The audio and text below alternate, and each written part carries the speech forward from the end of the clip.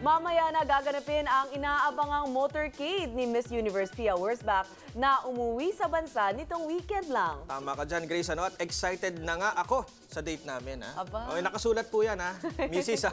Wala kaming date ni Pia. Pero bago yan, game niyang sinagot ang iba't ibang intriga tulad na lang ng pagkakaroon ng boyfriend at pagbabayad ng tax. Umaaksyon si Ann Cabral. Confidently beautiful ang Pinay Miss Universe na si Pia Alonso Wurzbach nang dumating sa bansa noong Sabado ng umaga. Mabuhay! Malari na naman ang dating ni Pia sa presscon kahapon. To be back here now with a crown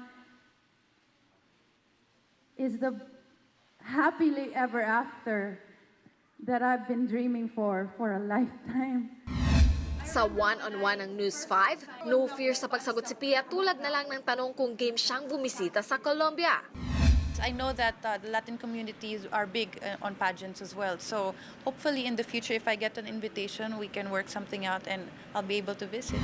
Hindi rin daw siya aatras kahit sa pagbabayad ng tax. I've always paid my taxes even when I was with Binibini. So, you know, just like everybody else, I'll continue on doing that, whatever I earn here. Dito rin sa Pilipinas unang nagkita si Pia at kanyang ina matapos siyang koronahan. Pero sa tanong kung may special someone, I thought I was seeing somebody, but turns out I wasn't. So, kita mo, kahit na Miss Universe ka, pwede ka pa rin maging sawi. This is my boyfriend for now. sa ngayon, focus daw siya sa pagsulong sa kanyang advocacies tulad ng pag-alis ng stigma sa HIV at AIDS.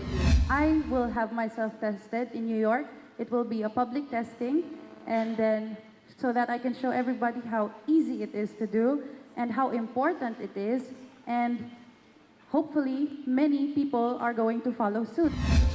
Sa higpit ng schedule, hindi muna makakabisita si Pia sa hometown niyang Cagayan de Oro. Pero looking forward siya sa iba pang activities dito sa Pinas. Isa na ang pagiging bridesmaid sa kasal ng kaibigan si Pauline Luna kay Vic Soto. Ang saya lang na we got the, you know, the happily ever after that we both wanted for her and for me.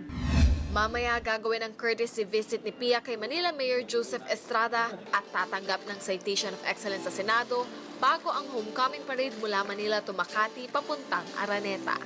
Umaaksyon, Ann Cabral, News 5. Sure to come back. Use 5 everywhere. Copyright 2016.